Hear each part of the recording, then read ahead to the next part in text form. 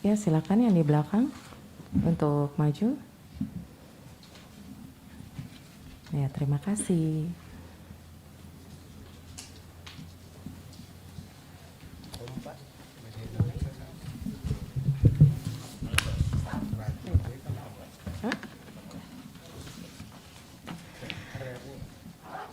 Assalamualaikum warahmatullahi wabarakatuh. Ya, selamat pagi. Kami ucapkan kepada rekan-rekan media, terima kasih atas kehadirannya dalam jumpa pers jelang Hari Ulang Tahun ke-42 Perpustakaan Nasional Republik Indonesia. Selamat datang di ruang eksekutif lounge lantai 24 Gedung Perpustakaan Nasional. Bapak Ibu hadirin yang kami hormati, untuk jumpa pers pada hari ini akan diisi oleh para narasumber. Yang pertama ada Kepala Perpustakaan Nasional Republik Indonesia Bapak Muhammad Syarif Bando. Selanjutnya Deputi Bidang Pengembangan Bahan Pustaka dan Jasa Informasi Ibu Ovi Sofiana, Deputi Bidang Pengembangan Sumber Daya Perpustakaan Bapak Denny Kurniadi, dan Ketua Panitia HUT ke-42 Perpustakaan Nasional Bapak Dr. Joko Santoso yang sekaligus menjabat sebagai Kepala Biro Perencanaan dan Keuangan. Kegiatan kita akan diisi dengan paparan dari para narasumber dan selanjutnya tanya jawab. Jadi silakan disimpan pertanyaannya, nanti ada sesi khusus ya. Baik, kami persilakan pertama-tama kepada Bapak Joko Santoso untuk memberikan gambaran umum mengenai kegiatan kita. Baik. Bismillahirrahmanirrahim. Assalamualaikum warahmatullahi wabarakatuh. Selamat pagi rekan-rekan wartawan. Masih dalam kesempatan Hari Raya kami menyampaikan selamat merayakan Idul Fitri 1443 Hijriah. Mohon maaf lahir dan batin. Sebagaimana tadi disampaikan oleh MC bahwa Perpustakaan Nasional akan menyelenggarakan peringatan ulang tahun Perpustakaan Nasional yang ke-42 tanggal 17 Mei 2022. Jadi Perpustakaan Nasional lahir pada 17 Mei 1980, sudah 42 tahun yang lalu. Dan tema yang diangkat untuk peringatan ulang tahun ke-42 adalah transformasi perpustakaan untuk mewujudkan ekosistem digital nasional. Jadi tema ini saya kira sangat kontekstual dengan situasi saat ini, situasi pandemi, dan juga ada shifting terkait dengan pandemi ketika ada pembatasan pergerakan masyarakat, yaitu transformasi perpustakaan bagaimana bisa tetap kita melayani pengetahuan-pengetahuan dalam format digital. Perpustakaan tetap bisa mendedikasikan pengetahuan bagi masyarakat dalam format digital dan utamanya dalam ekosistem digital nasional dengan misalnya kebijakan belajar mandiri, kampus merdeka, dan seterusnya. Nah, rangkaian kegiatan ulang tahun Perpustakaan Nasional terbagi dalam 5 pokok kegiatan. Pokok kegiatan yang pertama adalah peluncuran inovasi layanan digital Perpustakaan Nasional. Yang pertama adalah peluncuran inovasi layanan digital Perpustakaan Nasional. Ada 12 inovasi layanan digital Perpustakaan Nasional yang akan diluncurkan. Yang pertama adalah aplikasi Simadu. Ini adalah sistem informasi manajemen terkait dengan penilaian angka kredit pustakawan. Kemudian juga ada aplikasi pendataan perpustakaan berbasis wilayah. Jadi kita bisa mengetahui, masyarakat bisa mengetahui di mana saja keberadaan perpustakaan di seluruh wilayah Indonesia dengan menggunakan pendekatan GIS. Nah, kemudian juga ada aplikasi terkait dengan akreditasi perpustakaan untuk meningkatkan kualitas layanan perpustakaan sesuai dengan standar nasional perpustakaan. Kemudian juga ada aplikasi terkait dengan Akademi Literasi. Ini merupakan satu aplikasi interaksi di dalam penguatan literasi masyarakat sebagai program prioritas nasional, di mana dimungkinkan kerjasama dengan seluruh komponen masyarakat yang berkomitmen di dalam penguatan literasi. Kemudian juga ada aplikasi terkait dengan mendorong digital publishing di Indonesia. Ya, digital publishing ini erat kaitannya dengan kebutuhan yang nyata, bahan perpustakaan yang bisa diakses secara online, yaitu aplikasi Sipena. Kemudian juga ada aplikasi yang akan diluncurkan adalah LDK, ini terkait dengan e-learning diklat kepustakawanan, karena kita perlu penguatan terutama dari sisi kompetensi tenaga perpustakaan di seluruh wilayah Indonesia. Kemudian juga ada aplikasi yang lain terkait dengan pengolahan bahan perpustakaan, termasuk juga yang paling penting mungkin juga teman-teman wartawan ketahui terkait dengan aplikasi ISBN untuk mendorong penerbitan di Indonesia. Dan juga yang tidak kalah pentingnya adalah aplikasi terkait dengan tadi transformasi perpustakaan ialah live chat. Jadi memungkinkan di dalam situasi apapun, meskipun mungkin ada PPKM dan juga dalam dimanapun pemustaka berada tetap bisa terus berkontak dan mendapatkan layanan secara live chat dengan pustakawan. Nah, itu adalah aplikasi-aplikasi yang akan diluncurkan pada tanggal 17 Mei. Nah, selain itu selama 13 hari berturut-turut dari tanggal 17 sampai tanggal 30 akan ada pameran. Nah, pameran adalah koleksi unggulan perpustakaan nasional, juga produk literasi dari seluruh unit kerja, dan juga produk literasi dari daerah yang merupakan bagian dari transformasi perpustakaan berbasis inklusi sosial yang testimoninya banyak dirasakan oleh para kepala daerah terkait dengan keberhasilan program itu telah menolong, membantu banyak daerah, terutama imbas dari pandemi, misalnya PHK dan lain-lain, ya, itu oleh kegiatan perpustakaan nasional mereka memiliki way out, jalan keluar untuk penghidupannya.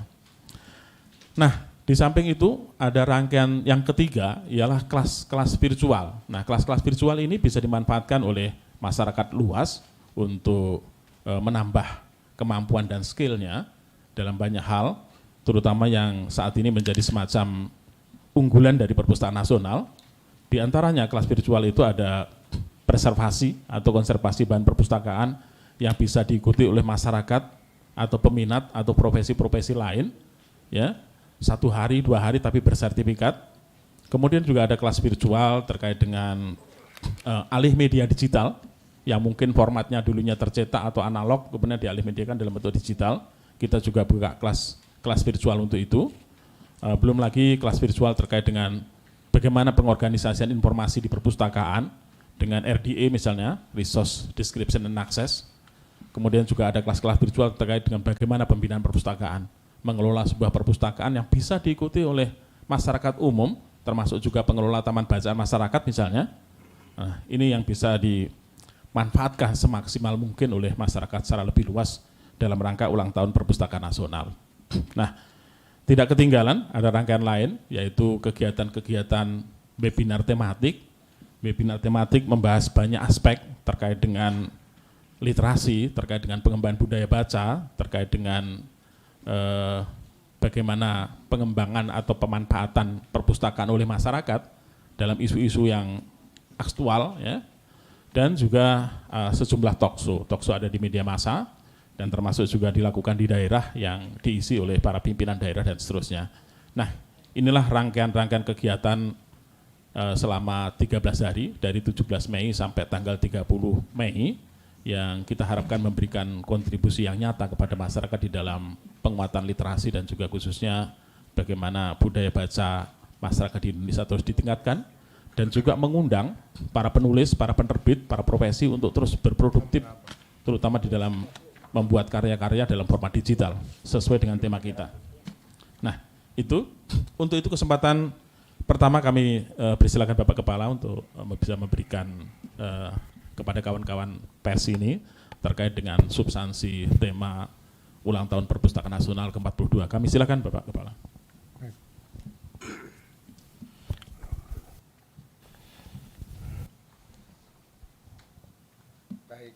Terima kasih Pak Dr. Joko selaku Ketua Panitia dan juga selaku Kepala Biro Perencanaan dan Keuangan. Teman-teman dari semua media yang hadir, para wartawan yang sangat saya hormati dan saya muliakan, Ibu Sestama, Bapak Deputi, dan semua teman-teman. Ya, sama tadi dengan Pak Dr. Joko, masih dalam suasana Hari Raya Idul Fitri, saya mengucapkan mohon maaf lahir batin, taqabbalallahu minna wa minkum. Mohon maaf lahir batin. Pertama sekali saya ingin menyampaikan terima kasih penghargaan yang setinggi-tingginya kepada seluruh rekan-rekan wartawan yang berkenan hadir untuk kita berbagi dalam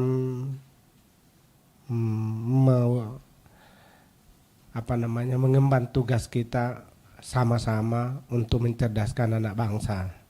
Jadi tugas kita antara anak bangsa mau jadi wartawan, mau jadi pustakawan, mau jadi dosen, apa saja tugas kita adalah mencerdaskan anak bangsa.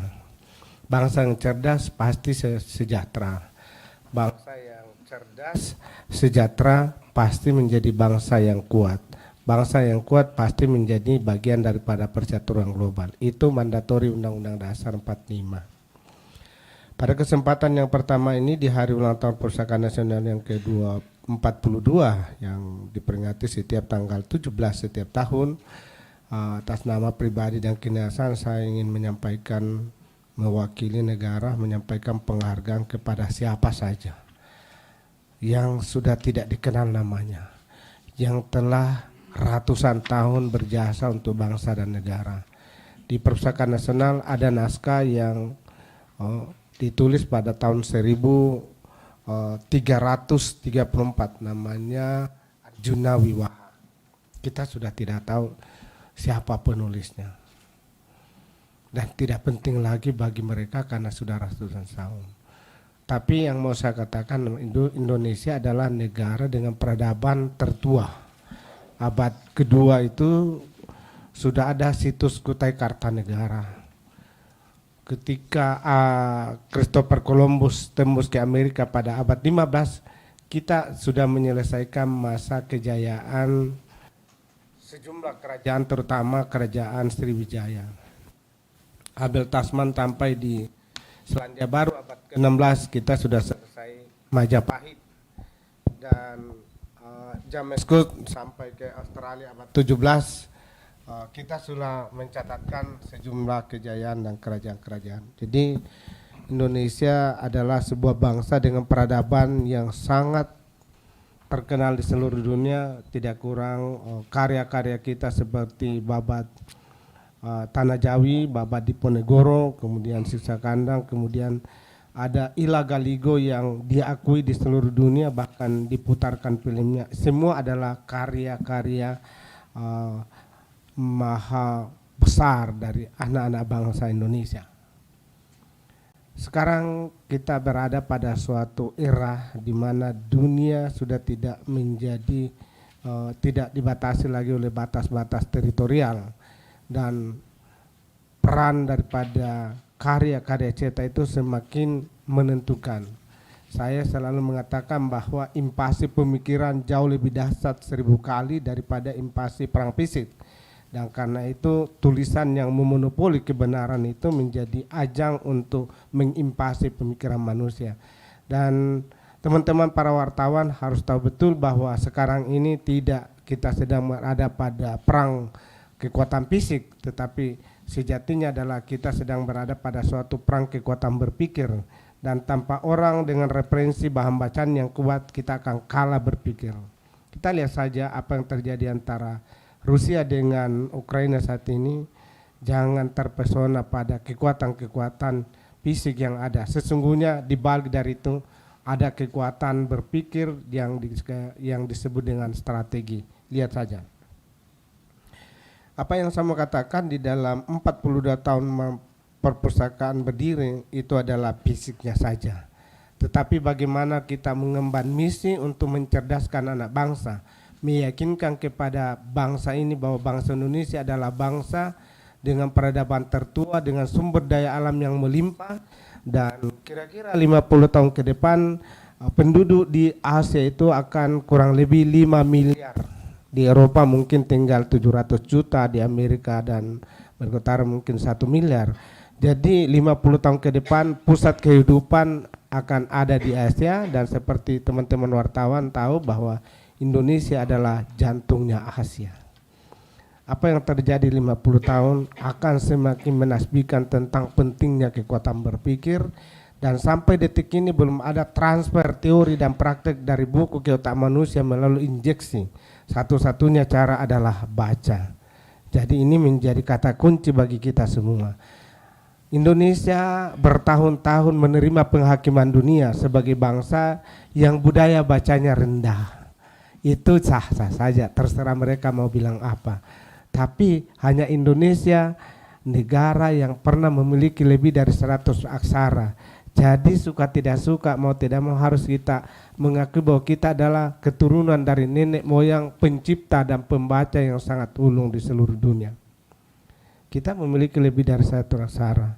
Dan ini adalah sebuah, sekali lagi kita berada dalam suatu perang kepentingan antar bangsa untuk mendeklarasikan diri sebagai negara yang hebat.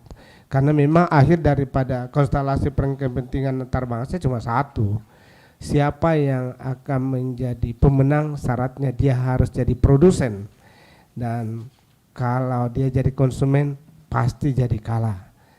Sampai bagaimana caranya sampai pada negara produsen? Perpustakaan Nasional menciptakan 5 tingkatan literasi. Literasi pertama mulai dari baca tulis dan pembentukan karakter. Literasi kedua, bagaimana memberikan akses kepada masyarakat. Disinilah paradigma perpustakaan kami rubah total. Perpustakaan tidak lagi dijangkau oleh masyarakat, tapi perpustakaanlah yang menjangkau masyarakat. Karena itu tadi Pak Ketua Panitia menyampaikan ada sekian aplikasi yang akan diluncurkan yang semua menandakan bahwa perpustakaan ini menjangkau masyarakat dengan teknologi informasi. Bahkan tema sentral kami di dalam 2022 itu adalah transformasi digital untuk membangun ekosistem digital nasional. Dan kami setiap tahun punya tagline. Kalau tahun lalu adalah memperkuat peran sisi hulu untuk menolong sisi hilir. Karena kita bertahun-tahun menerima penghakiman dunia sebagai bangsa yang rendah budaya bacanya, tapi kita di sisi hulur, baik eksekutif, legislatif, yudikatif, bahkan semua komponen bangsa tidak mengambil tindakan yang tepat untuk mengatakan budaya baca masyarakat Indonesia sangat tinggi. Yang masalah adalah bahan bacaan kurang.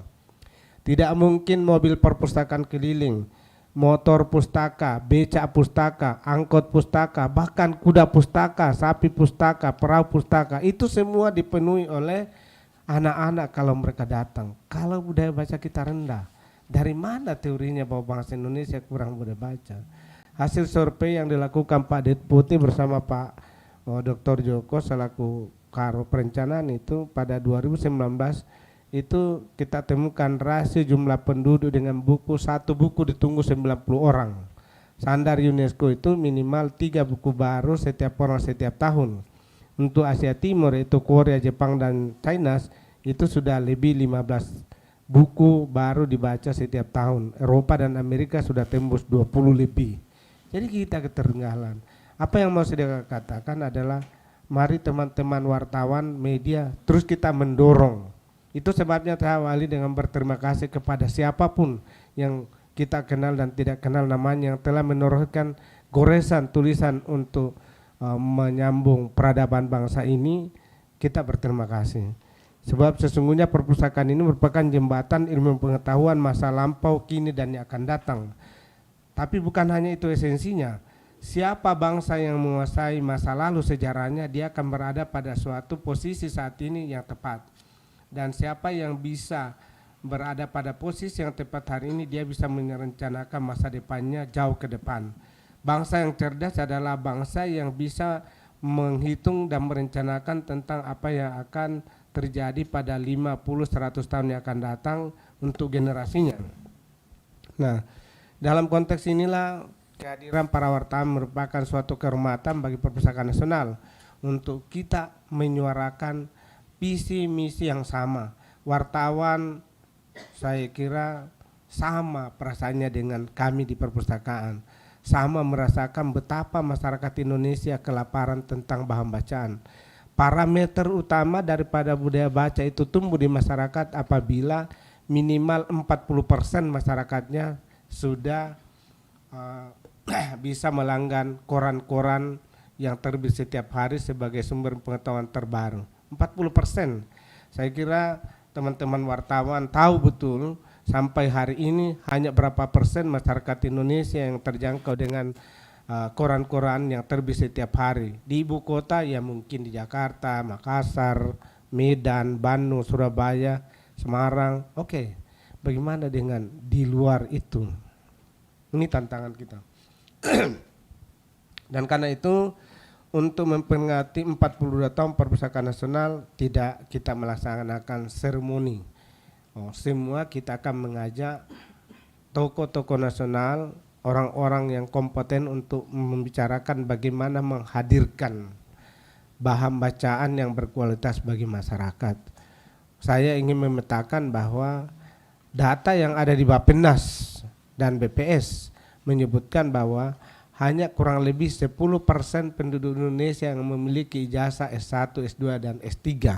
Itu artinya ada kurang lebih 90% masyarakat kita yang terjun sebagai kepala keluarga dan ibu rumah tangga dengan modal ijazah SD, SLTP, STL dan tidak tamat.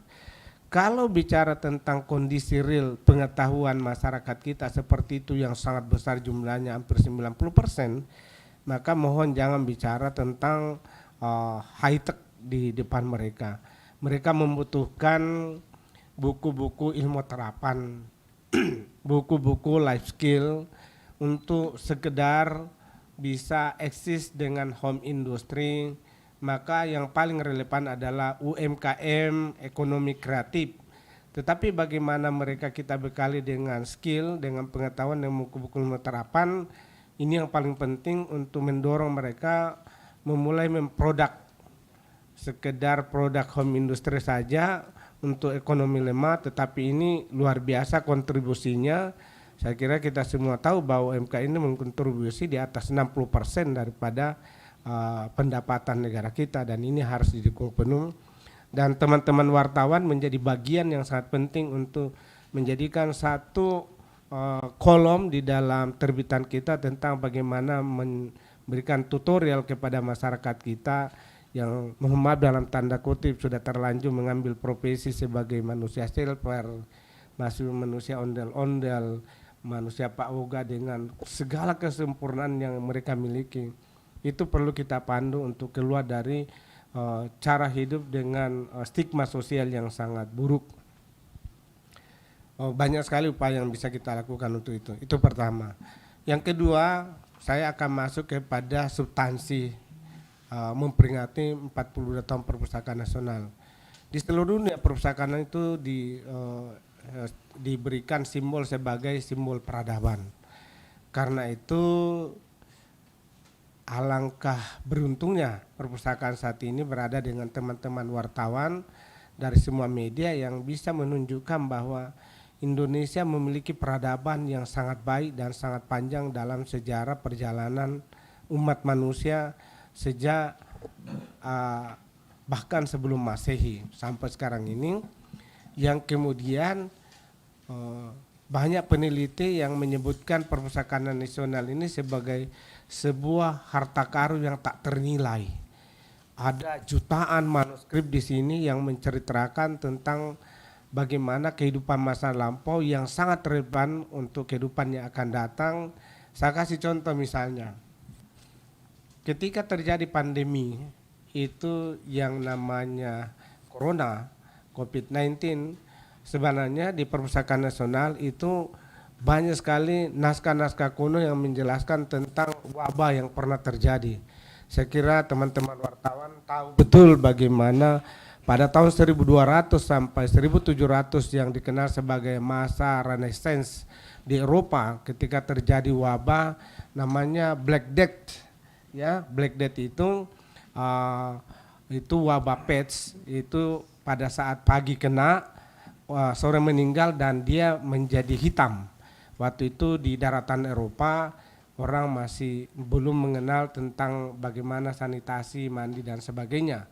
Dan itulah yang membuat sebenarnya pengembaraan ke timur yang di Perpustakaan Nasional ada bukunya berjudul Pengembaraan ke Timur oleh Magellan, Vasco da Gama, kemudian Christopher Columbus, yang sebenarnya sejarah berangkatnya mereka bertaruh nyawa di lautan yang penuh gelombang yang itu dan ribuan yang meninggal di laut itu adalah mencari nafkah, mencari makan. Orang-orang Eropa datang ke timur itu mencari makan. Kekayaan kita pada saat itu tuh masih berlimpah, disiapkan oleh alam. Ini perlu betul dicatat.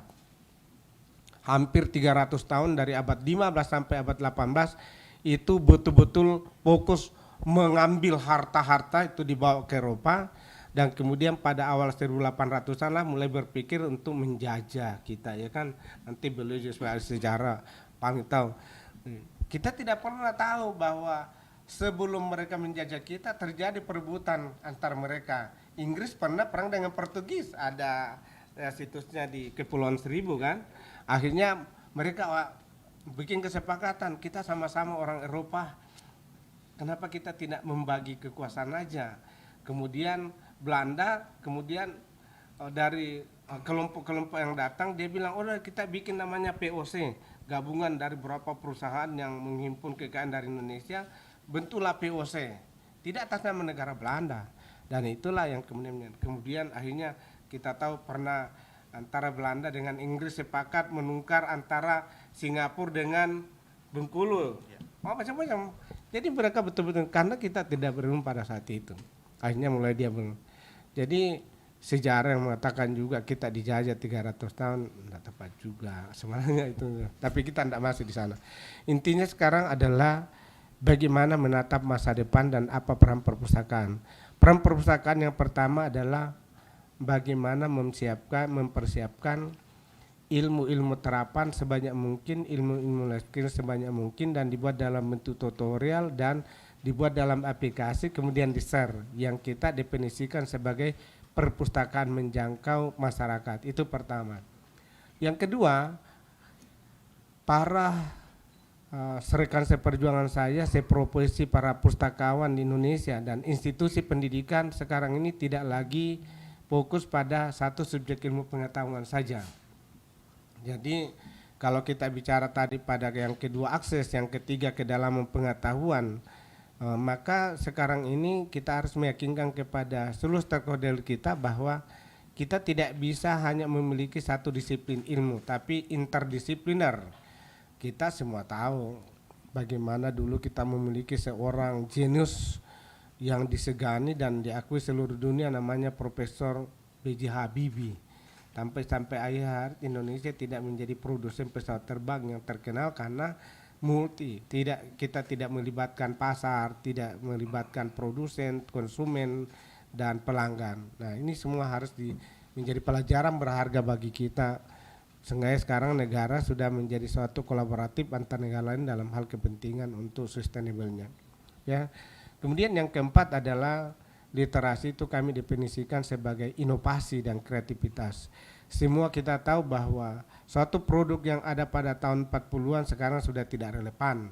Pesawat yang paling canggih pada tahun Perang Dunia Pertama sudah tidak laku di Perang Dunia Kedua, dan semua alat-alat yang disegani pada Perang Dunia Kedua sudah menjadi barang tradisional dan barang jadul untuk perang yang berlangsung saat ini di sana. Jadi apa yang mau saya katakan bahwa di balik daripada percaturan global tentang persaingan antar negara untuk menghasilkan produk-produk teknologi canggih yang terbaik di dunia saat ini, itu tidak mungkin diproduk tanpa dengan ilmu pengetahuan, tanpa dengan membaca. Jadi di balik dari kemampuan negara itu untuk bicara menghasilkan produk teknologi, ada kekuatan membaca di sana. Jadi di Eropa dan Amerika tidak ada lagi bicara tentang kemampuan literasi, tapi bicara tentang kemampuan untuk mengganti produk yang tercanggih. Sampai sekarang ada pesawat yang akan di-launching itu harganya ratusan triliun. Di 2021 aja kemarin itu China meluncing kereta dengan kecepatan 600 km per jam, melampaui 200 km per jam dari yang telah di-launching oleh Jepang. Kemudian 7 bulan sebelum terjadi antara Rusia dan Ukraina itu sudah diumumkan bahwa Rusia telah memiliki jet tempur yang bisa menyerang 6 arah. Itu semua bisa diproduk dengan kemampuan ilmu pengetahuan dan teknologi yang didapatkan dari membaca. Karena tadi saya katakan belum ada satu teori menginjeksi otak manusia untuk tiba-tiba menjadi cerdas. Sehingga saya katakan bahwa ketika Jeff Bezos menciptakan pesawat, dia jadi pilotnya dan bisa berusaha ke angkasa luar kira-kira 3,6 miliar per 15 menit. Itu semua adalah karena teknologi, karena pengetahuan yang kuat. Dan mereka tidak, perusahaan-perusahaan yang membuat produk mereka itu sudah tidak mengandalkan simbol-simbol gelar. Tidak ada orasi ilmiah yang mengawalinya. Nah, ini tantangan yang kita hadapi teman-teman. Kemudian yang ketiga adalah perpustakaan institusi pendidikan tidak akan pernah berfungsi dengan baik kalau tidak ada respon dari semua stakeholder. Pertama, stakeholder kita adalah masyarakat. Stakeholder kedua kita adalah teman-teman media. Stakeholder ketiga kita adalah penulis dan pengarang. Stakeholder kita yang keempat adalah pengusaha karya cetak, karya rekam, dan stakeholder kita yang paling menentukan adalah para penentu kebijakan. Sekarang ini undang-undangnya jelas. Serah simpang karya cetak, karya rekam sudah direvisi menjadi Undang-Undang 13 2018, di mana semua pengusaha karya cetak, karya rekam wajib menyerahkan ke sini 2 kopi dan di provinsi 1 kopi. Tujuannya cuma satu, mempersiapkan bahan bacaan bagi masyarakat. Karena itu tugas berat saya adalah meyakinkan jajaran saya bahwa semua yang terkumpul harus sampai ke masyarakat. Untuk apa Perpustakaan Nasional memiliki koleksi cetak 6 juta, kemudian digital kurang lebih 2-3 miliar, tapi masyarakat di pedalaman sana tidak mendapatkan informasi yang dibutuhkan. Karena itulah kita fokus di dalam transformasi digital untuk ekosistem digital nasional ini, menjangkau mereka, terutama karena kemampuan budget kita untuk membelanjakan yang cetak sangat terbatas. Karena itu saya selalu berulang-ulang mengatakan bagaimana dahsyatnya semua buku yang didigitalkan, ya. Saya kira bapak-bapak sudah pernah mendengarkan bahwa kita memang membutuhkan senjata untuk terjun di medan perang. Sayang sekali bahwa satu peluru hanya menembus satu kepala, tapi sejatinya menghancurkan jutaan nilai kemanusiaan. Sebaliknya, buku yang kita digitalkan itu akan menembus jutaan kepala dan dia bisa menimbulkan miliaran nilai kemanusiaan baru. Ini adalah sebuah filosofi yang harus kita pegang bersama untuk memastikan kepercayaan dan keyakinan kita betapa berharga sebuah ilmu pengetahuan, dan yang saya katakan tadi, invasi pemikiran jauh lebih dahsyat 1000 kali daripada invasi perang fisik. Teman-teman wartawan yang saya hormati, saya kira banyak sekali komponen penting yang harus Bapak bantu untuk propagandakan kepada masyarakat. Saya mau masuk kata-kata propaganda. Kenapa Amerika dan negara-negara Eropa diakui sebagai negara superpower di dunia? Itu karena propaganda. Bapak boleh hidup di Eropa, Bapak boleh hidup di Amerika, Bapak boleh hidup di negara manapun yang hari ini diakui sebagai negara hebat. Enggak terlalu hebat-hebat banget. Sumber daya alamnya terbatas. Kehidupan demokrasinya juga perlu diperbaiki. Kita lah negara dengan demokrasi terbaik saat ini. Tapi kita ada enggak propaganda seperti itu? Nah, begitu Indonesia dijustifikasi dan Bapak Ibu teman-teman wartawan masih menuliskan di korannya, katanya Indonesia itu yang baca 1 dari 1000, katanya Indonesia itu ranking 62 dari, itu bohong. Saya tidak terima itu. Kalau memang mau diperdebatkan, undang aja ke sini surveyornya, kita diskusi. Indonesia itu kalau dikasih buku habis dia baca, enggak ada buku aja. Ada satu kisah, mobil terapung kami taruh di Mahakam. Senior saya dulu namanya Ibu Mastini, kepala perpustakaan. Di situ ada sekelompok anak-anak bermain di tepian Sungai Mahakam. Ada kapal perpustakaan terapung datang, ditanya, anak-anak sini, kenapa kamu tidak naik di perahu itu membaca buku? Enteng aja anak-anak itu serempak membaca. Bu, semua buku yang ada di kapal terapung itu kami udah baca sudah habis. Jumlahnya waktu itu memang hanya sedikit karena hanya rata-rata 3.000 satu kapal. Dia bilang udah bisa baca. Jadi itulah sebabnya beliau waktu itu mengusulkan sebaiknya buku menjadi kebutuhan yang se-10.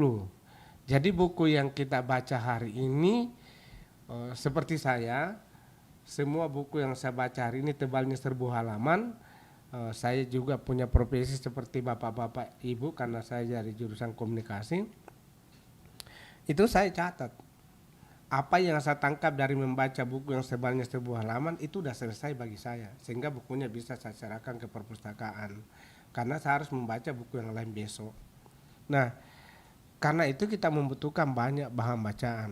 Saya kalau boleh diketahui latar belakang saya ini ilmu politik. S1 saya ilmu politik jurusan komunikasi, hubungan internasional dan administrasi. Kemudian S2 saya ekonomi. Akhirnya saya jadi kepala perpustakaan nasional.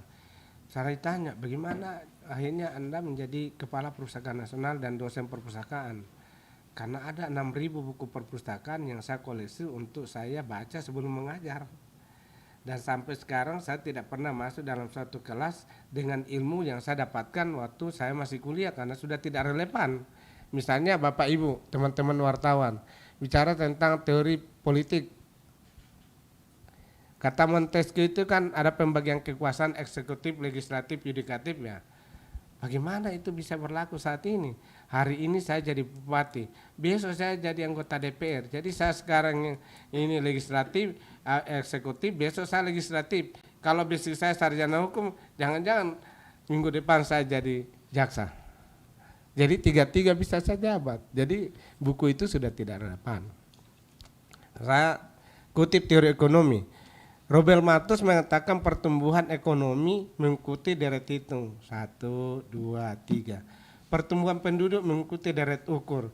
Lah kalau pertumbuhannya ekonomi itu bisa dihitung, ya berarti lahan pertanian kita itu tidak berkurang. Dia juga bertambah. Yang nyatanya adalah dulu saya di Bogor tahun 93 lahan pertanian itu masih ratusan ribu hektar. Sekarang nggak ada lagi saya lihat itu sawah.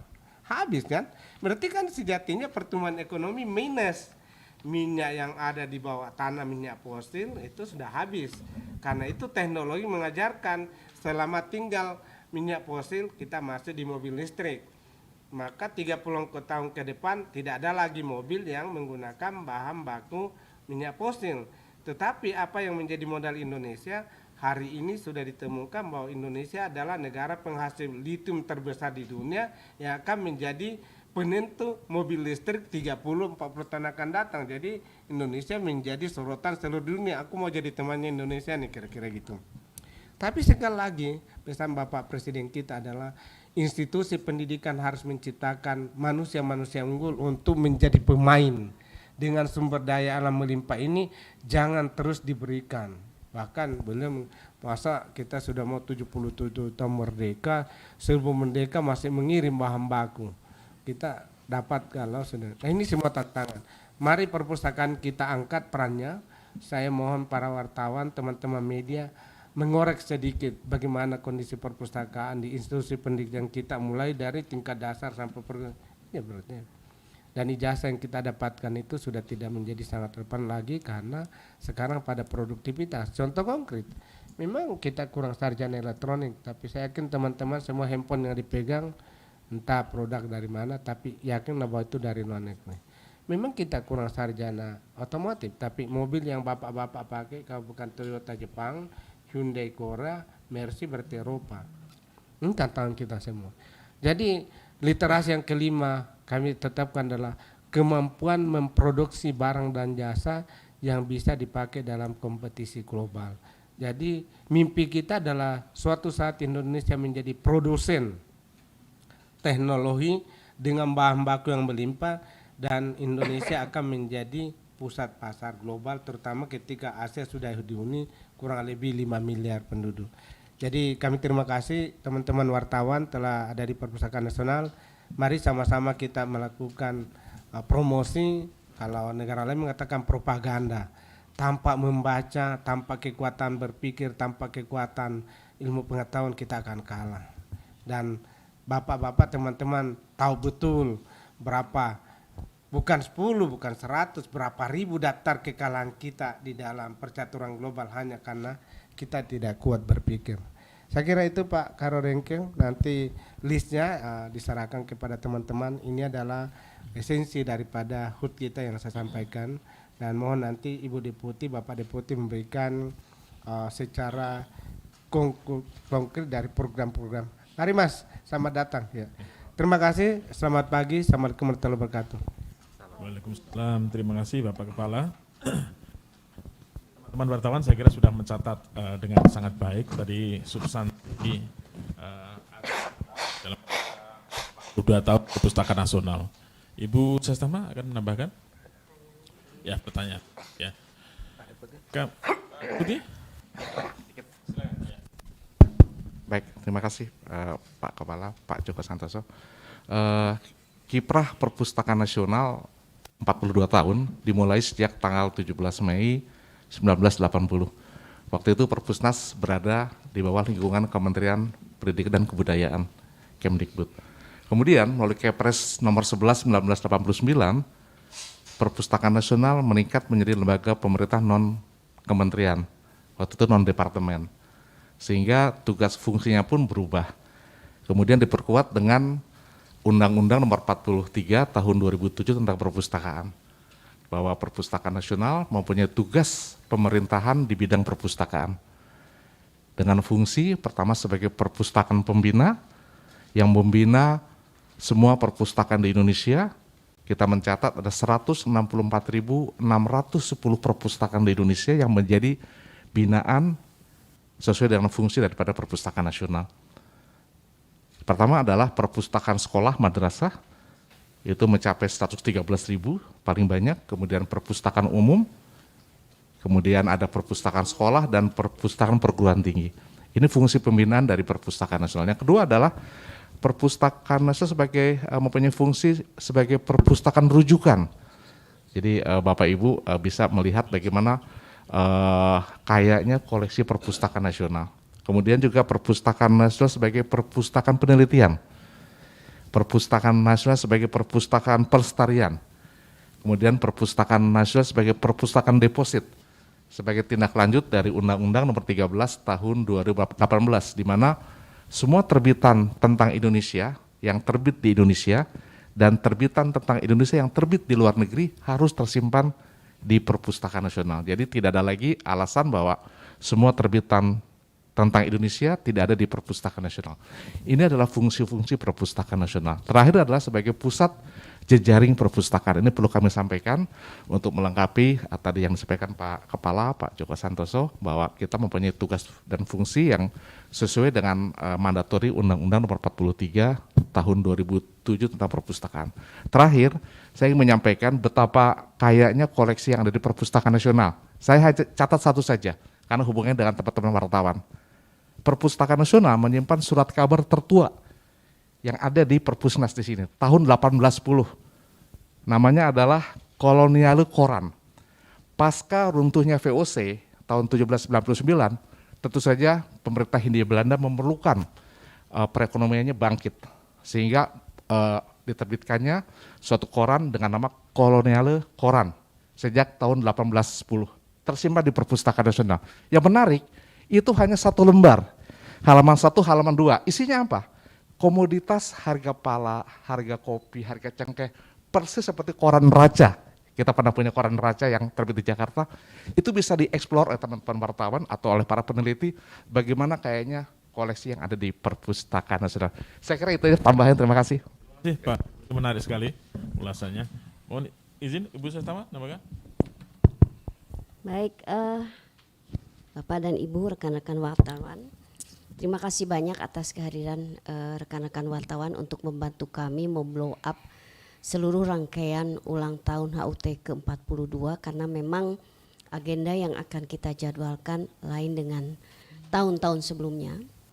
Jadi rangkaian kegiatan kita tidak lama, hanya sampai akhir Mei, tetapi banyak kegiatan yang kita mencoba memblow up seluruh potensi yang ada di Perpustakaan Nasional.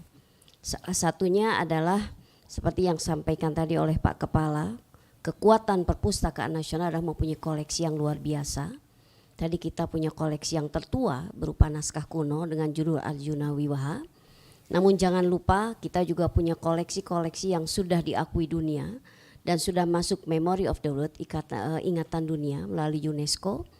Dan tahun ini mohon juga nanti bisa diinformasikan, tahun ini kita juga akan mengajukan kembali naskah Indonesia untuk masuk ke Memory of the World melalui UNESCO, yaitu salah satunya adalah naskah Sang Hyang Siksa Kandang Keresian. Ini naskah Sunda yang berbicara tentang kehidupan masyarakat Sunda pada saat itu dan memang mempunyai dampak yang signifikan terhadap kebudayaan Indonesia dan masyarakat lainnya. Itu yang pertama. Kemudian yang kedua, kekuatan Perpusnas di dalam koleksi, kita mempunyai koleksi tercetak kurang lebih 66 juta. Dan yang lumayan atau yang sangat besar adalah koleksi digital. Ini juga merupakan dampak dari pandemi kemarin memaksa kita untuk menyesuaikan kondisi, karena perpustakaan dimanapun harus berperan dalam kondisi apapun dalam memenuhi informasi masyarakat. Jadi rekan-rekan wartawan, kami juga berharap jika ingin mencari berita kami bisa mendukung, mensupport data informasi yang ada di Perpustakaan Nasional. Selain itu sekedar informasi, hari pertama dibuka Perpustakaan Nasional sesudah libur Lebaran, 2.000 masyarakat sudah mengantri di depan, kuota kita masih 1.000. Tapi hari ini kita sudah menambahkan kuota menjadi 2.000, itu juga masih antrian luar biasa Pak. Jadi kami akan meninjau kembali untuk kuota pemustaka yang bisa memanfaatkan, karena bagaimanapun PPKM kita masih level 2. Jadi inilah barangkali nanti bisa rekan-rekan wartawan sampaikan bahwa tidak ada istilah masyarakat Indonesia minat baca rendah, tidak. Terbukti dari pemustaka yang hadir di Perpustakaan Nasional setiap harinya minimal 2.000 yang minimal itu. Tapi kalau dibuka kuota yang selama ini kita lakukan, ada sekitar 5.000 sampai 6.000 masyarakat yang memanfaatkan koleksi Perpustakaan Nasional. Itu kira-kira yang ingin saya sampaikan. Jadi di rangkaian ulang tahun ini kami juga mengundang rekan-rekan wartawan untuk mari kita sama-sama menginformasikan kepada masyarakat bahwa seluruh sumber daya informasi yang ada di Perpustakaan Nasional bisa dimanfaatkan sebesar-besarnya, sekaligus juga kami ingin mensupport rekan-rekan wartawan jika membutuhkan data informasi yang ada di Perpusnas, kami bisa membantu. Barangkali itu Pak Ketua, terima kasih. Assalamualaikum warahmatullahi wabarakatuh. Waalaikumsalam. Terima kasih Ibu Sestama, rekan-rekan wartawan. Nanti rundown acara dari tanggal 17 sampai tanggal 30 akan kami bagi.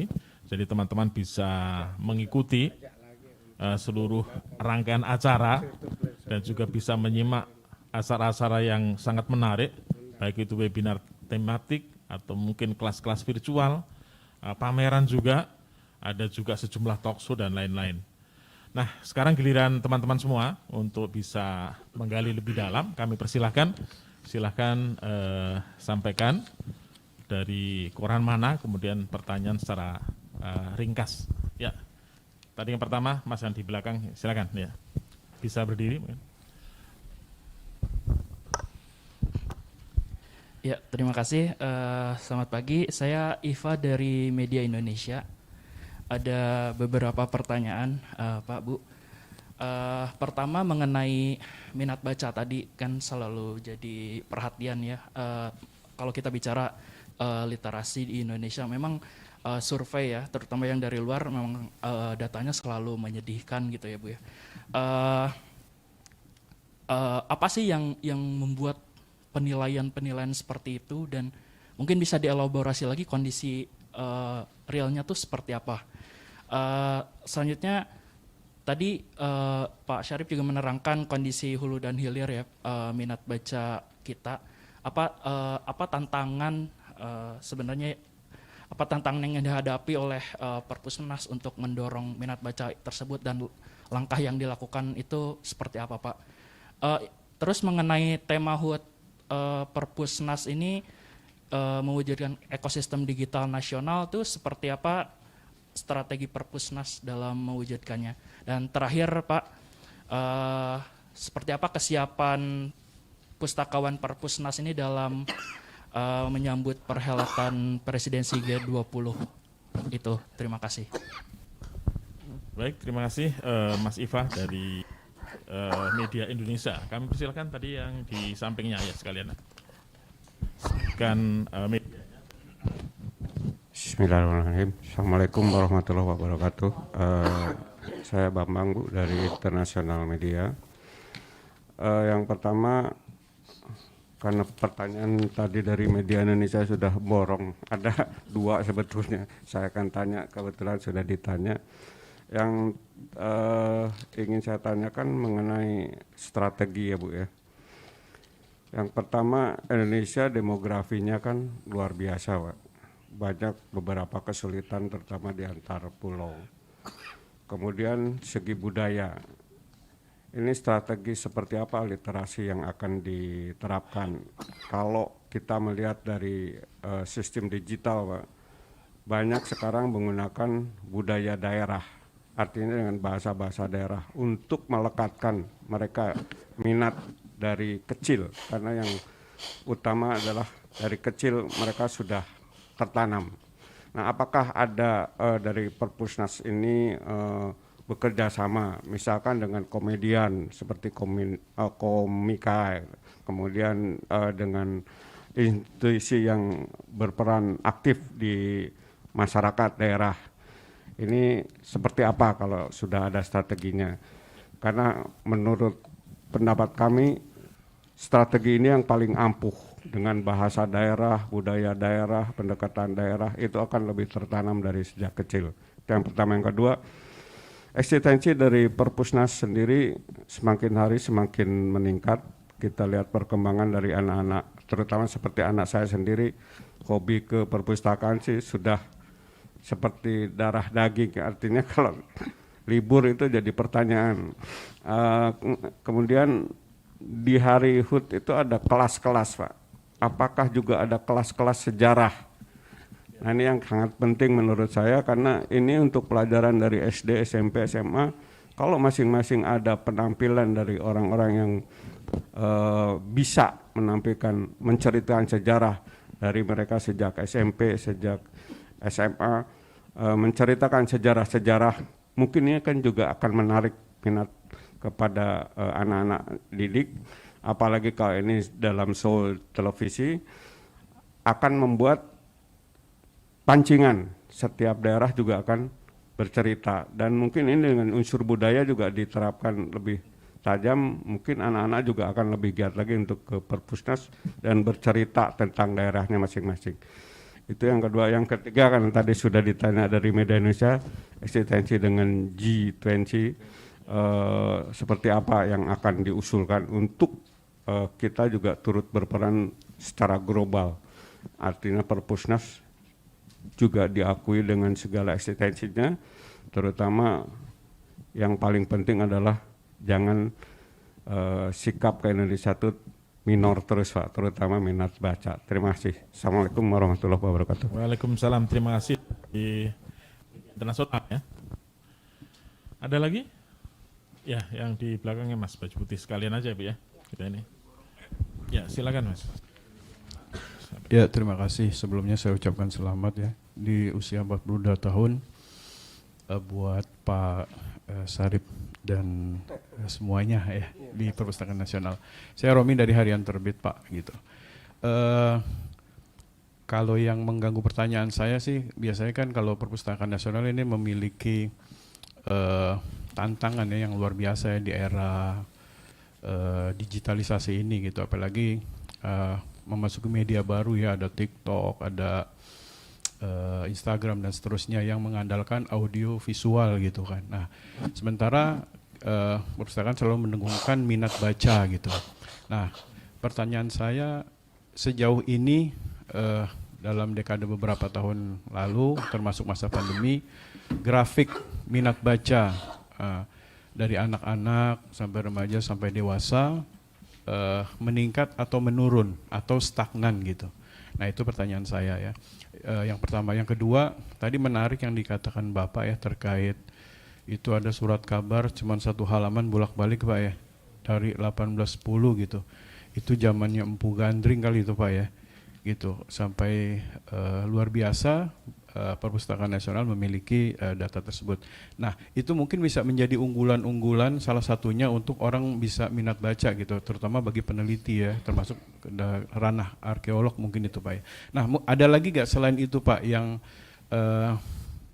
usianya mungkin tadi yang disebutkan itu 18 gitu, atau di 19 gitu, peninggalan-peninggalan yang masih tersimpan rapi di Perpustakaan Nasional gitu.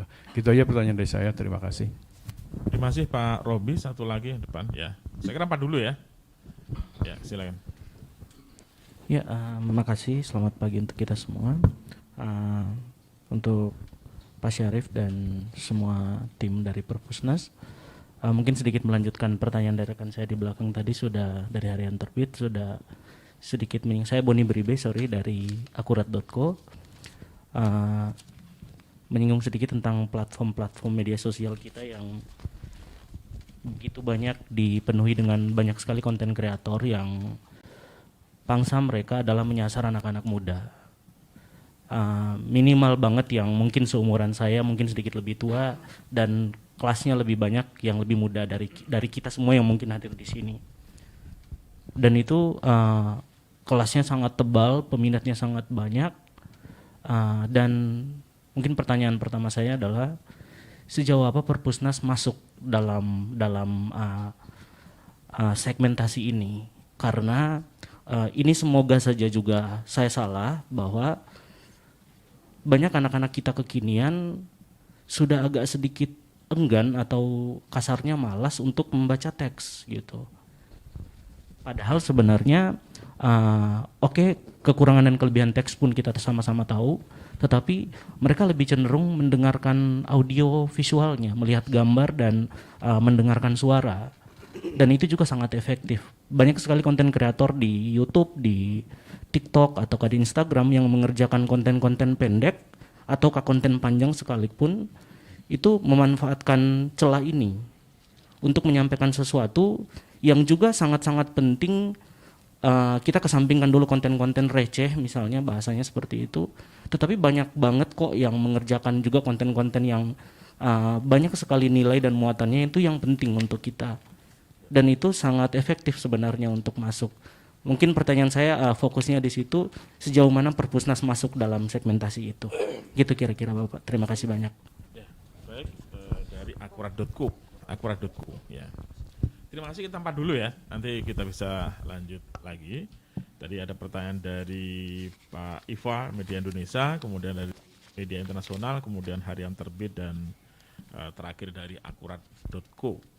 Mohon izin barangkali Bapak atau baik. Ibu yang Nanti mohon ya. ditambahkan Pak Deputi, Siap, Bu Deputi ya, saya secara bertahap.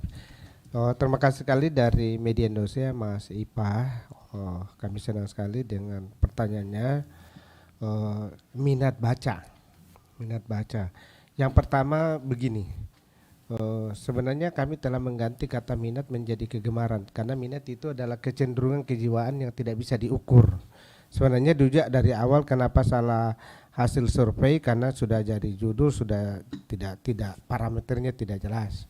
Jadi kalau kegemaran membaca itu parameternya satu, jumlah waktu yang digunakan dalam periode waktu tertentu, apakah sehari, seminggu, sebulan untuk membaca. Yang kedua durasi, yang ketiga variasi bahan bacaan. Itu dari segi kegemaran membaca. Nah kalau literasi itu garisnya lain, dasarnya kegemaran membaca, kemudian akses, kemudian pemahaman, kemudian inovasi, dan kemampuan memproduksi. Jadi kalau literasi dengan kegemaran itu budaya baca itu pondasi daripada literasi. Jadi kalau bangsa yang sudah tinggi budaya bacanya, dia mesti bicara tentang literasi, itu kemampuan produk ya. Kemudian tadi disebutkan bagaimana dari sisi hulu. Seperti kita tahu semua ya, ini mohon maaf, ini kita masuk dalam esensi.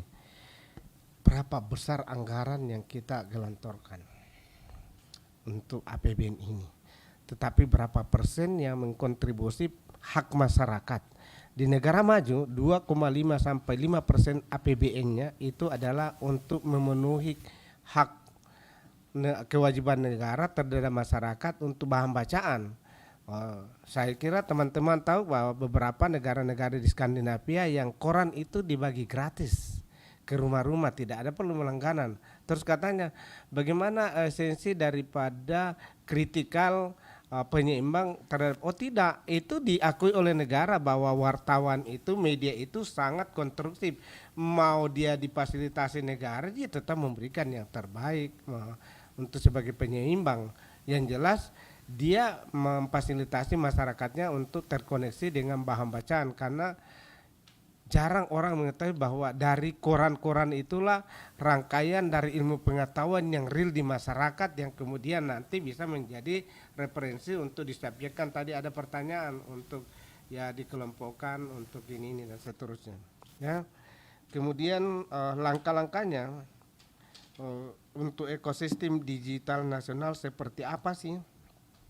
Jadi begini Mas, kita kan sama teman-teman tahu bahwa banyak sekali platform digital yang ada pada semua, mulai dari BUMN, individu, perusahaan, dalam dan luar negeri.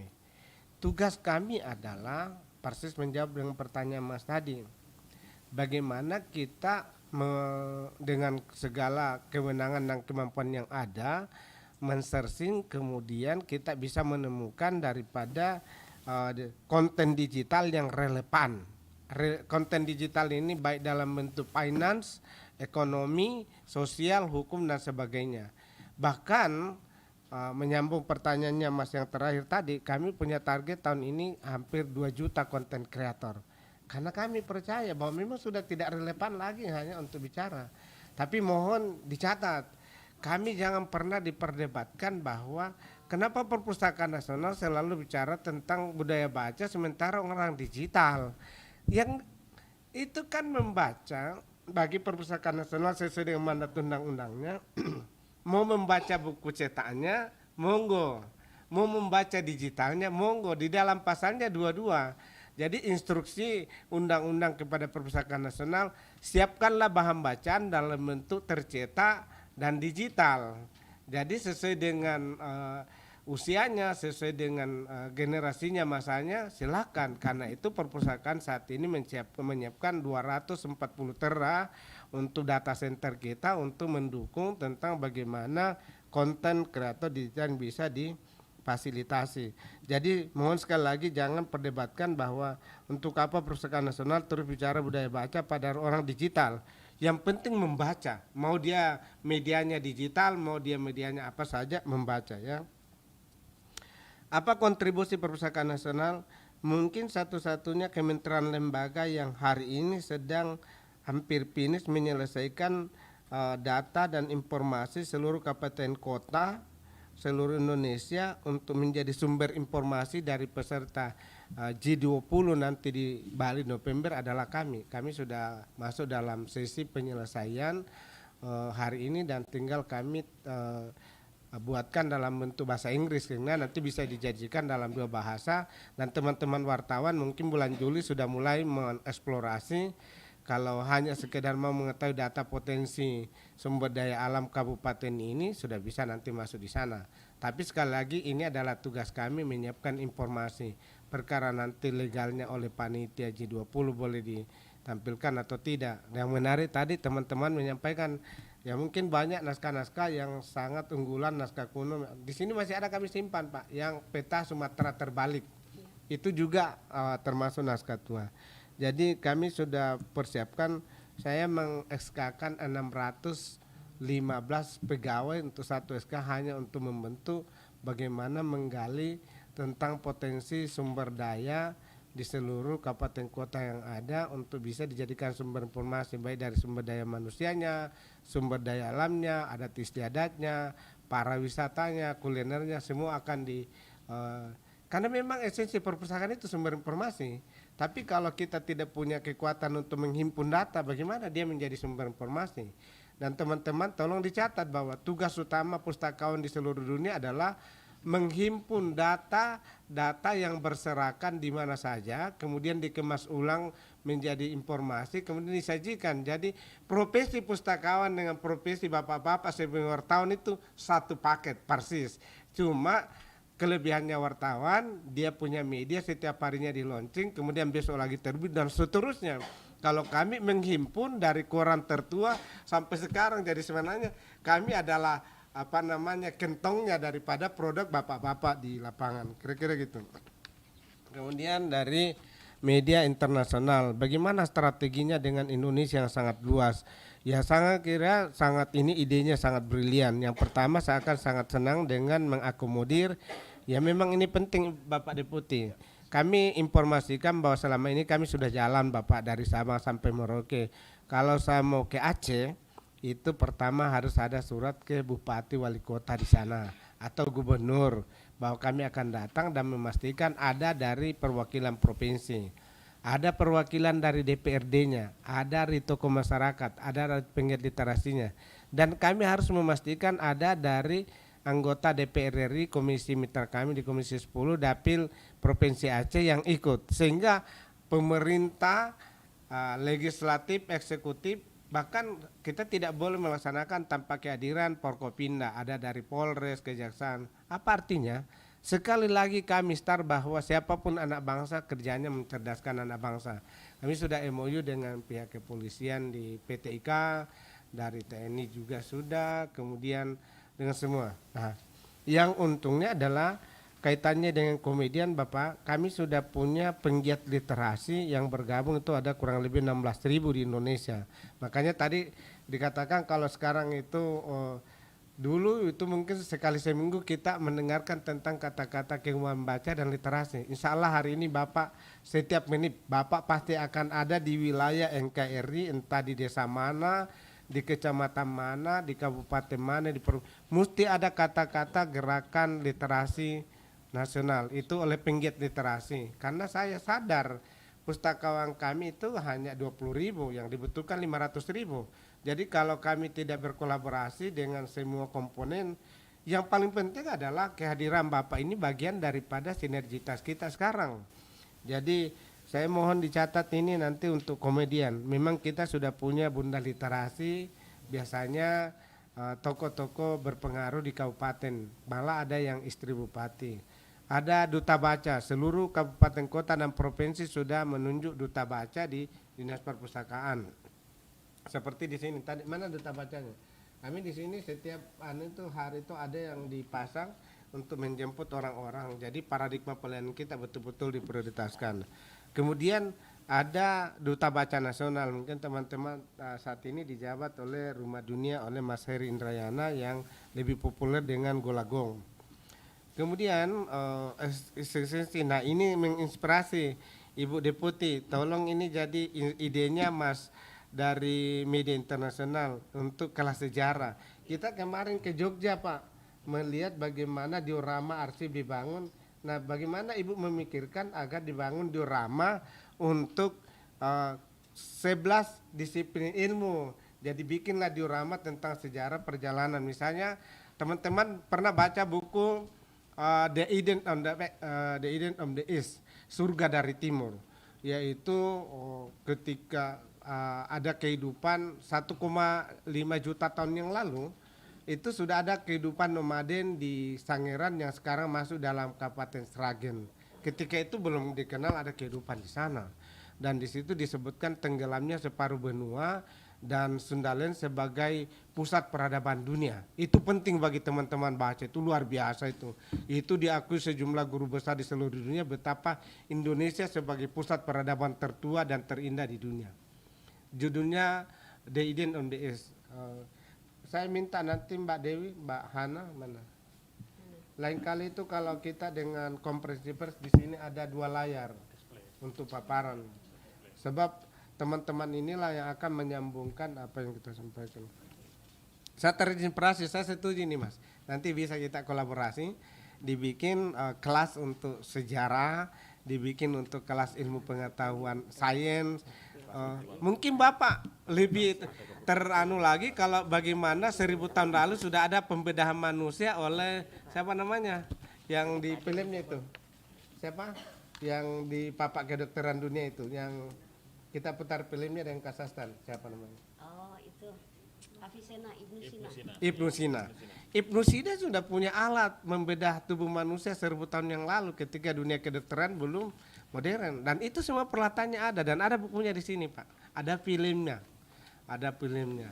bahkan yang tertua kemarin Pak Karolinko share ke saya buku tertua 1000 tahun yang sudah dibaca oleh para ilmuwan seperti Galileo Galilei ya Ibnu Hatan, dan itu semua penting ya. Saya terinspirasi ini dan ini segera kita rancang, tapi nanti Bapak bisa jadi narasumber untuk idenya. Itu ya. Kemudian dari harian terbit, tantangan digitalisasi, tadi saya setuju yang itu buku-buku koran tertua 1810, peta Sumatera terbalik. Tantangan kita adalah, saya tidak menganggap ini tantangan. Yang ada adalah bagaimana strategi kita untuk menggeser. Saya beruntung dalam 2 tahun ini diberikan kesempatan menerima ASN sebanyak 600 yang semua sudah sangat familiar dengan konten kreator digital. Mereka sudah percaya bahwa orang tidak butuh lagi satu buku, tapi mereka sudah banyak, dan sangat itu saya memberanikan, insya Allah kami punya target 2 juta konten kreator 2022-2023 ini bisa kami wujudkan. Sekarang dalam proses pembuatan. Nah, teman-teman wartawan, kami mengakomodir kalau bapak-bapak bergabung mengirimkan konten kreator.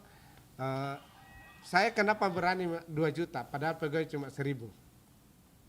Karena persis yang Bapak sampaikan tadi, bahwa kalau kita masuk di YouTube itu sudah ratusan bahkan ribuan konten kreator yang positif. Nah, mekanismenya cuma satu, bagaimana tetap menggunakan prinsip-prinsip dasar download yang tidak melanggar copyright. Jadi nanti tetap bukti linknya itu dipakai untuk melingkan dengan web Perpusnas, sehingga setiap orang yang akan terkoneksi dengan konten kreator yang dibikin oleh siapapun itu dia akan masuk sebagai followernya dia yang dibantu oleh Perpustakaan Nasional. Nah, itu teman-teman sudah punya tahu, Pak Karolinko itu punya keahlian dan jajaran teman di sana. Kemudian grafik baca. Nah, kalau grafik baca, memang kami tidak lagi membuat grafik baca untuk buku cetak, meskipun itu masih ada dalam penulisan kami. Gampang sekali kalau di sini Pak. Kalau mau melihat grafik baca kan kita di sini kan automatically ya. Semua orang yang datang dengan merujuk kepada online public access katalog namanya OPAC itu masuk dalam grafik membaca buku cetak. Nah, kalau untuk masuk di dalam akses kami tentang Ipusnas, AYES itu kan ada rekamannya, jadi tinggal dibuat. Nah, kalau tadi dikatakan bagaimana pengaruh media sosial, memang tidak bisa dihindari, di seluruh dunia akan ada tren pengaruhnya. Yang saya mau katakan adalah Perpustakaan Nasional satu-satunya perpustakaan di seluruh dunia yang punya digital right management, yaitu suatu aplikasi yang dirancang atas konsensus dengan seluruh penerbit. Ada 800 lebih penerbit tergabung, di mana mereka sepakat kalau bukunya kami beli, sejumlah bukunya yang kami beli itu dapat dipulteskan, bisa dibaca di mobile phone Bapak. Mungkin ada yang sudah familiar dengan Ipusnas, itu tidak perlu jadi anggota. Tapi kalau Bapak mau mengakses yang jurnal ilmiah, Bapak harus menjadi anggota, karena di dalam kartu anggota Bapak kami sertakan barcode yang bisa dipakai untuk masuk dalam keanggotaan atau apa saja namanya e-resource ya Bu Deputi. Dan di dalam e-resource terdiri dari e-book dan e-jurnal. Bapak boleh coba nanti. Kira-kira gitu ya. Terima kasih ini Mas, terima kasih sekali. Kemudian terakhir dari akurat.com. Platform konten kreator ini memang sedang dirancang Mas, dan kami juga saya mohon didaftar Masnya diundang dari narasumber nanti yang teman-teman ini untuk sama-sama kita jalan. Sekarang kami sangat terbuka dan kami mohon teman-teman wartawan, sekali lagi filosofi saya dan kami semua, saya tidak mungkin tiba-tiba memiliki pustakawan yang profesional untuk menjawab semua tantangan. Tapi kalau saya butuh tentang dunia kesehatan, saya mesti mencari orang yang ahli di kesehatan untuk jadi narasumber di sini. Kalau saya membutuhkan ahli ekonomi, saya cari di situ. Sehingga perpustakaan sebagai milik masyarakat ini bisa berfungsi dengan sebaik-baiknya. Dan tolong dicatat betul, kami tidak lagi menggunakan kewenangan struktural di dalam melayani masyarakat. Saya berani mendeklarasikan diri di hadapan Bapak bahwa sesungguhnya saya dan Ibu Deputi, Bapak Deputi, Pak Karo selaku Ketua Panitia adalah security yang ditugaskan negara untuk melayani rakyat di sini. Tidak ada membawa embel-embel jabatan dan semua bebas bicara di perpustakaan. Termasuk fasilitas ini yang saya selalu ingatkan kepada Ibu Sestama dan Pak Deputi, kok teman-teman wartawan kurang datang di lantai 24. Nah, kami mohon teman-teman wartawan kalau mau kerja di sini tinggal beritahu ke security kami, ada security enggak sini? Security bahwa wartawan mau kerja di lantai 24 dan silakan kami dikontak kalau ada fasilitas yang perlu tambahan baik secara ini. Ini teman-teman punya ini.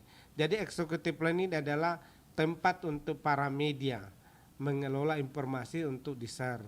Nah, nanti kalau ada buku diperlukan tinggal pencet ke ini, dia ada di sana wartawan, staf pustakawan, Bapak tinggal sebut kata kuncinya, saya perlu buku tentang ini.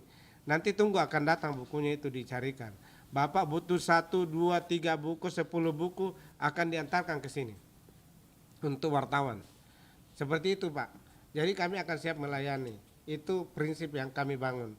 Kami tidak mungkin dapat zona hijau dari ombudsman dan pelayanan publik kalau kami tidak berubah paradigma.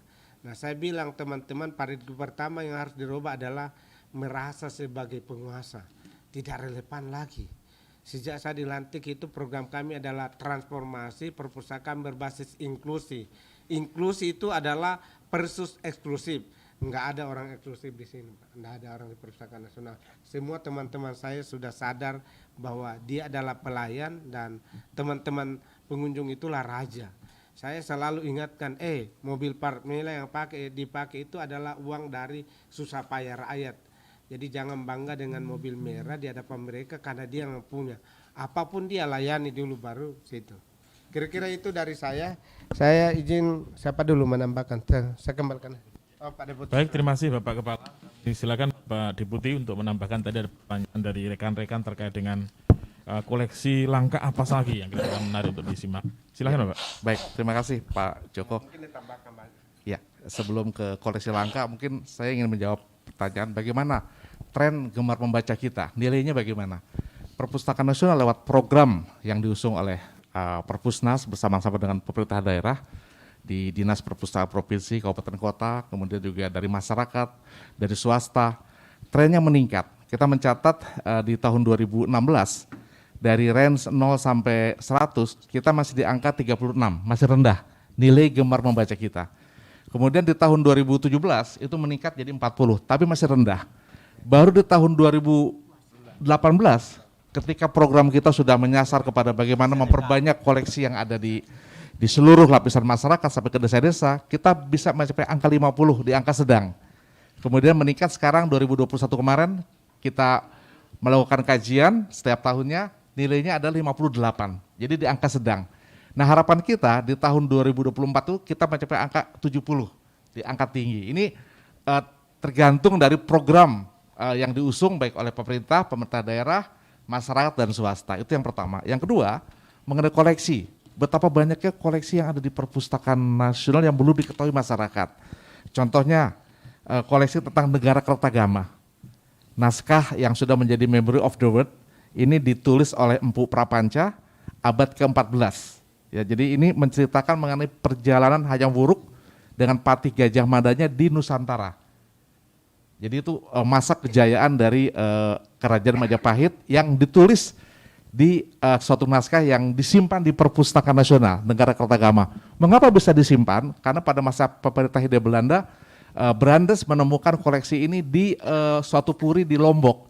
Kemudian disimpan di museum, sekarang Museum Nasional, kemudian di Perpustakaan Nasional. Jadi ini betapa kayanya koleksi yang ada di kita. Yang kedua adalah naskah Babat Diponegoro. Ya, kita tahu Diponegoro perang selama 5 tahun, disebut Perang Jawa, 1825-1830, dan itu ditulis sendiri oleh Pangeran Diponegoro ketika di Pangasingan, sejak Pangasingan di Manado, kemudian terakhir di Makassar. Jadi ini sangat luar biasa dan sudah mendapatkan Memory of the World, dan ini ada di Perpustakaan Nasional. Kemudian yang menarik juga adalah peta kuno. Tadi Pak Kepala sudah sampaikan, peta kuno abad ke-11 itu terbalik. Acehnya di bawah, ya kemudian Palembangnya di atas. Jadi ini adalah persepsi pada masa itu penjelajah dunia memetakan wilayah Indonesia yang memang agak keliru. Kemudian juga yang menarik koleksi buku. Kita punya koleksi buku tertua yang ada di Perpusnas itu mengenai perjalanan Tom Pires. Tom Pires itu mungkin lebih muda dibandingkan dengan Magellan, Vasco da Gama. Itu menulis perjalanannya ke Nusantara. Itu terbit, kemudian bukunya terbit di Venesia tahun 1560 dan itu ada di Perpustakaan Nasional. Itu betapa kayanya koleksi yang ada di Perpustakaan Nasional. Mungkin itu tambahan Pak Joko, terima kasih. Terima kasih Pak Deputi Pengembangan Sumber Daya Perpustakaan. Kami silakan Ibu Sestama. Baik, terkait tadi dari internasional media Pak, bahwa sejauh mana kerjasama kita, khususnya di Perpustakaan Nasional ini, kita setiap minggu Pak, untuk anak-anak khususnya kerjasama dengan pendongeng Kak Aryo. Jadi kita setiap minggu ada jadwal mendongeng, ada jadwal sulap yang memang itu kita ada pustakawan yang terampil untuk mengajari anak-anak, menghibur anak-anak supaya dia betah membaca di Perpustakaan Nasional. Dan trennya saat ini, pada saat sebelum pandemi, Car Free Day itu kan Merdeka Selatan Car Free Day ya Pak ya. Orang tuanya jalan-jalan, anak-anaknya biasanya dititipkan di Perpustakaan Nasional. Nah karena orang tuanya jalan-jalan, jadi kami pustakawan berkreasi supaya mereka betah, tidak cari mama papanya. Kita buat permainan, kita undang pendongeng, kemudian kita adakan juga sulap menyulap sehingga anak-anak tahu-tahu ibu bapaknya menjemput, malah mereka biasanya suka minta waktu untuk lebih lama lagi. Tapi satu hal usulan Bapak tadi, mungkin kita juga perlu mengundang yang lain-lainnya. Itu yang pertama. Kemudian yang kedua terkait dengan sejauh mana perpustakaan masuk ke dalam segmentasi era milenial ini Pak. Jadi apapun kondisinya Perpustakaan Nasional harus bisa menyesuaikan kondisi pada saat tren itu. Jadi kalau berbicara tren, kita musimnya Facebook, Perpusnas punya Facebook. Musimnya Instagram kita punya, Twitter kita punya, TikTok pun kita ada Pak. TikTok Perpustakaan Nasional isinya adalah bagaimana kaum milenial membungkus cara penelusuran, cara datang ke perpustakaan dengan gaya-gaya TikTok. Dan kami tadi seperti Pak Kepala sampaikan, kami punya pegawai-pegawai baru yang memang milenial banget ya Pak, sehingga dia tidak asing dengan udah bikin TikTok, dia memproduksi Instagram dan sebagainya. Jadi apapun kondisinya Perpustakaan Nasional ini juga harus bisa menyesuaikan eranya, trennya saat itu. Dan mudah-mudahan ini juga sesuai dengan harapan-harapan masyarakat karena intinya adalah kembali lagi kita Perpustakaan Nasional paradigmanya sekarang adalah menjangkau masyarakat apapun kondisinya. Barangkali itu Pak, koleksi tertua seperti tadi sampaikan oleh Pak Deputi, kami punya koleksi langka tahun 1556 ada tentang perjalanan keliling Indonesia. Kemudian kami juga pernah Pak dijadikan dokumen untuk membahas perbatasan oleh Direktorat Topografi Angkatan Darat, peta yang bisa membahas tentang perbatasan antara Indonesia dengan Malaysia dan Indonesia dengan Papua Nugini karena itu waktu itu menjadi permasalahan internasional. Dan dengan membawa bekal peta dari Indonesia ini, dari Perpusnas ini, alhamdulillah Indonesia menang di dalam hal pengadilan dunia untuk membahas mengenai perbatasan ini. Dan ada kasus-kasus lain yang semuanya menggunakan dokumen Perpustakaan Nasional. Contoh lagi salah satunya ada waktu itu Pertamina dengan seseorang terkait dengan rumah di Agus Salim. Balik lagi ada kondisinya ada di Perpusnas. Ini juga yang sedang dihadapi Pak. Ada juga surat sengketa antara PT KAI dengan PT satu lagi saya lupa, itu minta dokumen apakah Perpusnas punya untuk dibawa ke pengadilan. Nah ini juga menjadi satu tugas Perpustakaan Nasional untuk bisa menyiapkan data-data itu dan kami juga menyimpan yang lama, yang baru dan insya Allah juga mudah-mudahan ini bermanfaat. Barangkali itu Pak Ketua, Pak Kepala, terima kasih. Dan itu biasanya semua dokumen itu dalam bahasa Belanda. Jadi kita harus punya kemampuan lagi untuk menerjemahkan yang sengketa wilayah. Saya malah pernah menangani kasus yang rincik tanah digugat itu setelah dibahasa Belandakan dan naskahnya Belanda itu sebenarnya rincik yang dia pegang untuk menggugat satu universitas itu posisinya adalah lembaga pemasyarakatan. Jadi begitu ditemukan itu dengan titik yang dijelaskan dalam buku yang berbahasa Belanda itu, dia langsung gugur demi hukum karena bukti yang dia bawa untuk menggugat universitas ini, dia bilang oh titiknya di sini di sana lembaga pemasyarakatan. Ya, itu pentingnya untuk referensi. Ya. Baik, terima kasih Cukup Bapak. Ya, Bapak Ibu semua. Waktunya memang singkat. Tadi mungkin menegaskan terkait dengan pertanyaan tadi yang kelas-kelas sejarah, sebenarnya Bapak Ibu bisa melihat dalam jadwal nanti yang akan diberikan oleh teman-teman dari Humas. Misalnya di hari Kamis ya, di hari Kamis misalnya tanggal 19 Mei, di sana ada terkait dengan tadi Ibu sampaikan terkait dengan ingatan kolektif nasional untuk Memory of the World UNESCO misalnya. Kemudian juga ada tadi pertanyaan terkait dengan G20 ya, itu ada hari Senin tanggal 23 Mei ada talkshow penulis untuk G20 misalnya. Nah ini juga saya kira Bapak Ibu teman-teman semua nanti bisa mengikuti. Kemudian di Selasa 24 Mei ada terkait dengan pemikiran dan keteladanan Bung Hatta. Nah ini juga saya kira satu hal yang sebenarnya tadi menjadi concern kita semua. Terus kemudian juga ada di hari Jumat ya tanggal 27 Mei. Nah, di sana ada terkait dengan penghimpunan dan pelestarian karya anak bangsa dari masa ke masa. Nah, ada juga peran naskah Nusantara dalam pengembangan ilmu pengetahuan dan juga ada pemampatan kasanah pustaka Nusantara dan lain-lain. Jadi Bapak Ibu, teman-teman semua silakan nanti bisa mengikuti rangkaian acara baik itu berupa pameran, berupa talkshow, berupa webinar tematik, berupa kelas-kelas virtual yang akan penuh seharian gitu ya, dari tanggal 17 sampai tanggal 30 Mei 2022. Demikian saya kira konferensi pers pagi ini, mohon maaf apabila ada teman-teman yang masih menyimpan pertanyaan tapi belum sempat disampaikan, kiranya nanti setelah acara pun nanti kita masih bisa terbuka untuk diskusi lebih lanjut. Dan tadi saya kira tawaran Bapak Kepala, Bapak Ibu silahkan teman-teman semua menggunakan fasilitas perpustakaan nasional semaksimal mungkin ya.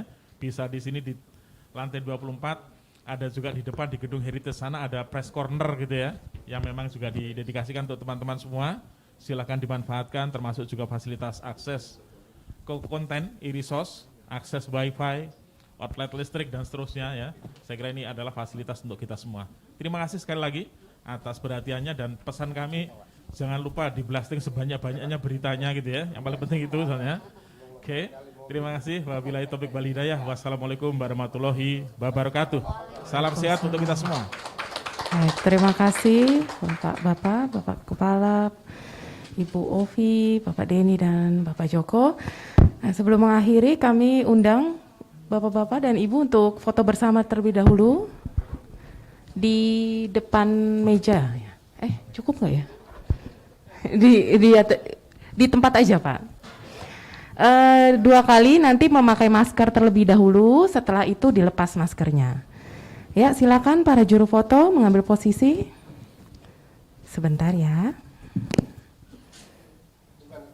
Di belakang meja, iya Ibu.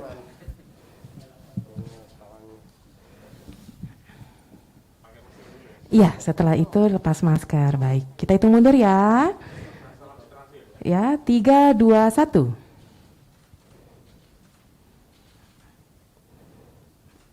Ya, silakan Pak, salam literasi. Ya, 3, 2, 1. Oh ya, Bu, sebentar lepas masker dulu. Iya, sebentar ya. 3, 2, 1.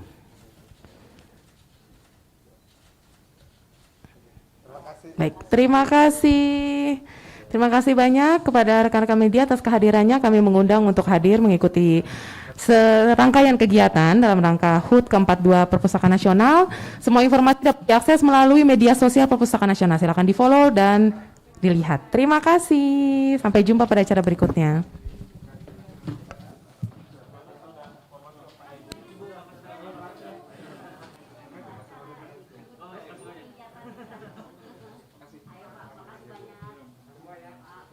semuanya.